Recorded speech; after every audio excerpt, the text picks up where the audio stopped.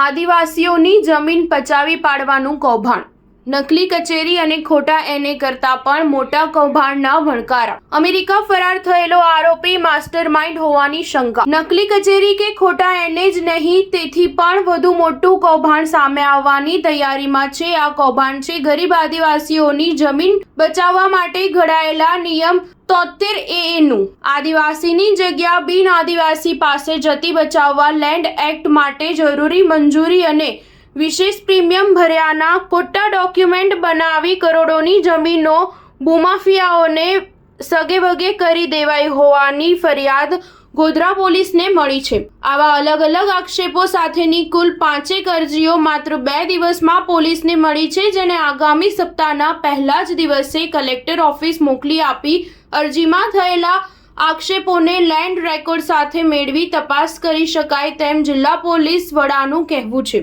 દાહોદ જિલ્લા પોલીસે 2 અલગ અલગ ફરિયાદ નોંધી હારૂન પટેલ, મહેમૂદ ટેલર અને શૈશવ પરીખની ધરપકડ કરી છે।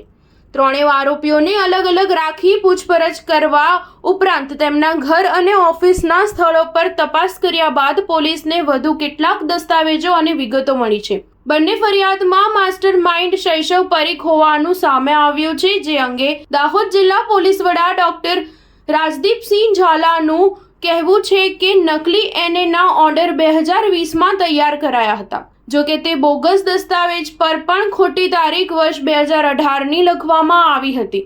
તેની પાછળ આરોપીઓની ચાલ એ હતી કે 2018 પછી ડીડીઓ પાસેથી એને કરવાની સત્તા લેવાઈ ગઈ હતી, જેથી જૂની તારીખના દસ્તાવેજોનું ક્યારેય સ્ક્રુટિની થશે નહીં અને તે પકડાશે નહીં। અમેરિકા ફરાર થયેલો આરોપી માસ્ટરમાઇન્ડ હોવાની શંકાથી પોલીસે એલઓસી કાઢી છે। આદિવાસીઓની જમીન બચાવવા માટે ઘડવામાં આવેલો આ વિશેષ કાયદો છે, જેમાં આદિવાસીની જગ્યા બિન આદિવાસી વ્યક્તિ લઈ ન શકે।